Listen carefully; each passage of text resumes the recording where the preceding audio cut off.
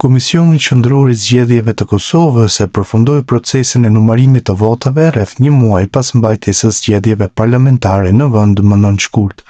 Votat me kusht e votat e personave me nevoja të veçanta ishin të fundit që u numëruan në qendrën e numërimit të rezultateve. Përmbyllja e numërimit konfirmoi se asnjë nga partitë nuk ka siguruar numër të mjaftueshëm të ulëseve në Parlamentin e Kosovës për të formuar e vetë me qeverinë, një proces që kërkon 61 vota në Parlamentin prej 120 vendesh. Sipas vëzhguesve, fituesja e këtyre zgjedhjeve, Lëvizja Vetëvendosje, pritet të ketë 48 ulëse, Partia Demokratike e Kosovës që doli e dyta 24, Lidhja Demokratike e Kosovës 20, ndërkaq Aleanca për Ardhmërinë e Kosovës dhe partnerët 8. 10 ulëse i takojnë komuniteteve pakicë jo serbe, ndërkaq lidhjet të tjera komunitetit serb. Për herë të parë, lista serbe ka fituar vetëm 9 nga ato, me që një fitoi Partia e Pavarur Liberale e ministrit aktual për komunitete dhe kthim, Nenad Rashić.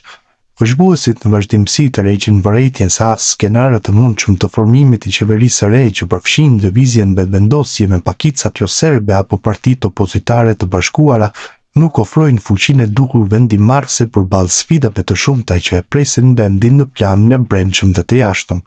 Udhëheqësi i saj, kryeministri Albin Kurti, është zotuar se do ta formojë qeverinë në mënyrë të pavarur. Partitë aktualisht në opozit përveç nismës e kanë përjashtuar mundësinë e koalicionit me të. E në lidhje me këtë temë, në një prononcim për Bota Sot, foli juristi nga Belgjika Skënder Musliu. Fillimisht ai u shpreh se përkundër shpresës që LVV do arrijë ta formojë qeverinë vetëm me pakicat jo serbe, kjo gjë nuk do mund të ndodhë, prandaj nevojitet një koalicion me ndonjë parti opozitare. Edhe përkundër problemeve teknike dhe vonesës mbase edhe subjektive të numërimit të votave, më në fund u numëruan të gjitha votat e plefshme dhe tani pritet të certifikohen ato nga KQZ-ja, edhe pse ende jo zyrtare me disa ndryshime u konfirmuan rezultatet preliminare duke nxjerrë fitues koalicionin në vetëvendosje, Alternativa dhe Listën Guxo. Mirë po të përkundër kësaj fitoreje edhe shpresave që vetëvendosja të marrë sa më shumë vota për ta formuar qeverinë pa opozitën, por vetëm me partitë e pakicave me shumicë jo serbe, kjo nuk ndodhi. Prandaj në mungesë të votave të nevojshme dhe nëse vetëvendosja don ta formojë qeverinë të ta ketë shumicën parlamentare, ajo është e obligueshme të bëjë koalicion me një parti opozitare, në të kundërtën nuk do të ketë qeveri Kurti 3. Kështu që Musliu tregoi se si mund të formohet qeveria e re duke thënë se vetëvendosja nuk duhet të bëjë koalicion me partitë e PAN-it. Kësaj pyetja që me të drejtë shtrohet është se me cilën parti do të duhet të bënte koalicion Albin Kurti, respektivisht cili opsioni i koalicionit do të ishte më i pranueshëm për elektoratin e mbi të gjitha për interesat vitale të Kosovës. Në kontekstin e këtyre zgjedhjeve, unë edhe më parë kam shkruar duke e shprehur mendimin tim, prandaj në vazhdim pa i elaboruar afatet për formimin e qeverisë dhe konstituimin e kuvendit, do t'i përmendi vetëm disa nga arsyet se pse vetëvendosja nuk duhet të bëjë koalicion me PDK-n, AK-n, nismën apo PAN-in. Për këtë, juristi dhe disa arsye se pse vetëvendosja nuk do duhet të bëjë koalicion me partitë e lartë përmendura. Si fillim ai tha se në partitë e PAN-it ka deputet që shuhen për korrupsion dhe që do të dëmtonin imazhin e vetëvendosjes, dhe që gjithashtu tha se duhet ta refuzojnë ndelimajnë, ndonse ky i fundit u shpreh i hapur për koalicion me partinë fituese. Së pari edhe përkundër faktit se PAN-i në vazhdimsi e ka kritikuar kryeministrin Kurti se po i prish raportet me aleatin strategjik të Kosovës, SBA-n, në PAN ka ish zyrtar të lartë, por tani dhe deputet në legjislaturën e re, që janë në listën e zezë të SBA-ve për shkak të korrupsionit të krimit të organizuar, që mund të kualifikohen ndër partitë më të kriminalizuara në Kosovë. Tani, a preferohet që Kurti, i cili njihet për qeverisje me duar të pastra, të bëjë koalicion me ata që pikërisht përveç tjerash janë edhe kundër interesave të aleatit të tyre strategjik, SBA-ve? Unë nuk mendoj. Së dyti deri tani e vetmja parti që nuk ka vija të kuqe ndaj vetëvendosjes dhe që është shprehur se mund të bëjë koalicion me të, është kryetari i nismës Fatmir Limaj me deputetet e të cilit Kurti e bën shumicën parlamentare. Dhe dihet se kur bëhen koalicione të imponuara jipen dhe poste të rëndësishme ministrore. A thua do të ishte mirë për imazhin e Kosovës dhe ato të pranonte Kurti që në kabinetin e tij qeveritar ta ketë Fatmir Limaj, i cili është në listën e zezë të SBA-ve? Personalisht nuk e besoj mbase Kosova do të barazohej me qeverinë e Serbisë, ku ka ministra dhe zëvendës ministra që janë në listën e zezë të SBA-ve. Gjithashtu Musliu potencoi faktin se programi i vetëvendosjes matë të PDK-s, AK-s dhe nismës ka dallime të mëdha dhe nuk ka asgjë të përbashkët. Po ashtu vlerëson se nuk duhet të bëhet një koalicion i tillë pasi që zyrtarë të ndryshëm të partive të PAN-it duhet të jenë subjekt të hetimeve në suaza të reformave në drejtësi.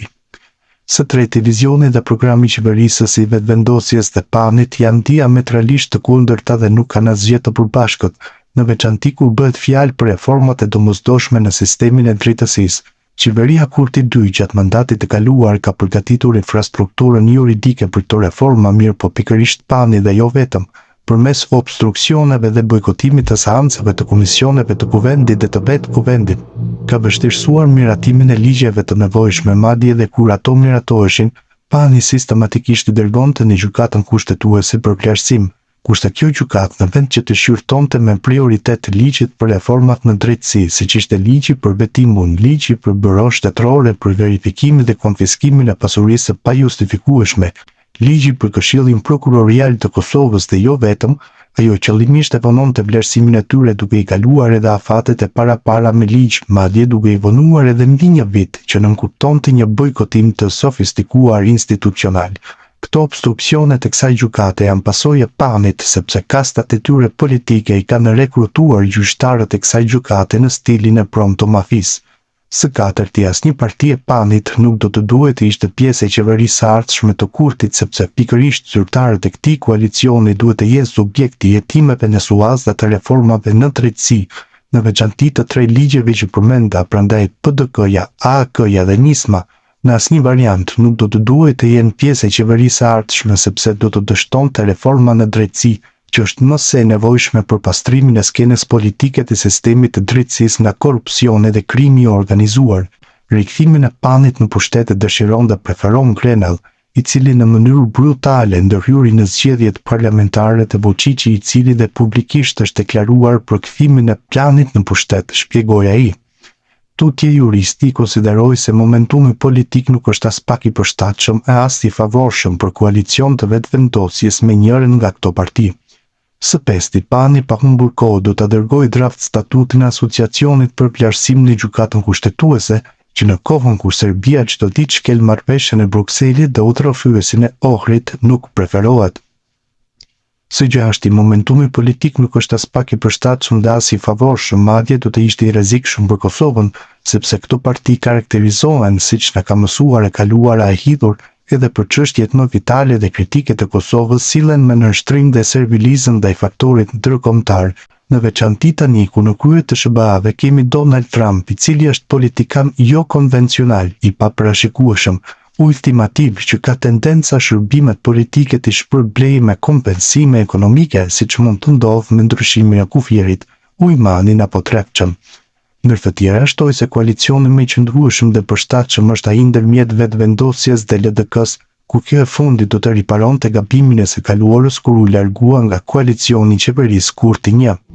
Prandaj në këto konstelacione gjeopolitike ku është prishur ekuilibri i rendit konvencional botror, ku ndryshimet transatlantike janë të shpejta dhe të paqëndrueshme, konsideroj se koalicioni i vetëvendosjes dhe LDK-s është zgjidhja më e qëndrueshme dhe e që do ta shmangte edhe ngërçin politik dhe institucional për zgjedhjen e presidentit dhe do ta riparonte gabimin që e bëri LDK-ja duke dalë nga koalicioni me vetëvendosje në kohën e pandemisë, ku në presionin e Grenellit dëshirën e Thachit dhe Isa Mustafës për ta ndryshuar kufjerin e Kosovës çoi në rrëzimin e qeverisë Kurti I. LDK-ja duhet të zgjedhë ose me vetëvendosjen ose me PAN-in. E kaluara e LDK-s me PDK-n është e hidhur sepse me ardhin e Isa Mustafës në krye të LDK-s, kjo parti prej partisë më të madhe u reduktua në 12% e elektoratit. Tani në kohën kur LDK-ja ka një arritje të lehtë të elektoratit, nuk guxon të bëj koalicion me PAN-in sepse prap do të rrezikonte të kurrjen e saj, theksoi ai. Në fund u shpresendon se opozita ka numrat për ta bërë qeverinë, shpreson që kjo të mos ndodhë, dhe se pret që vetëvendosja ta formojë qeverinë e re.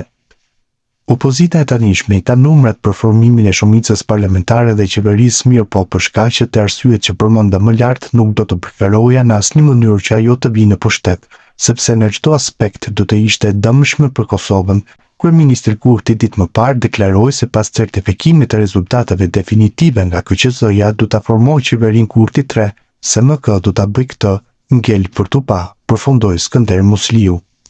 Kurse analisti politik Jeton Halimi e sheh situatën ndryshe. Ai në një bashkëbisedim me Botasot parashikoi një koalicion të mundshëm mes vetëvendosjes të PDK-s, këtë duke ndërlidhur edhe me vizitën e Krasniqit në Hag. Pasi numërimi të gjitha votave ka përfunduar dhe tani pritet vetëm certifikimi i rezultateve zgjedhore, vetëvendosja e PTK mendoi se ka me formu qeverinë e re pas zgjedhjeve të nënshkurtit 2025, ku siguron një qeveri afatgjatë dhe stabile ku mund të kryhet çështja presidentit të ardhshëm të Kosovës. Pasi zonja Vjosa Osmani, tani presidenti, ka mbetur dhe një vit mandat për ta ushtruar detyrën e saj. Vizita në Hagë e kryetarit të PDK-s Memni Krasniqi dëshmon shumë qartë se e ka marrë bekimin nga ish presidenti Thaçi dhe ish kryeparlamentari Kadri Veseli për ta formuar qeverinë e re me fituesin e zgjedhjeve, vetëvendosjen. Mendoj ju kanë dhënë dhe emrat e ministrave të rinj nga radhët të PDK-s, njerëzit e caktuar dhe të preferuarit e tyre të vendosen në ministri dhe pozita shumë të rëndësishme gjithmonë sipas urdrave të marra nga ndyshja Thaçi Veseli. Më tej Halimi përmendi skenarin më të mundshëm të koalicionit derisa hodhi poshtë mundësinë e një koalicioni mes vetëvendosjes dhe nismës së Fatmir Limajt, dhe kjo për disa shkaqe.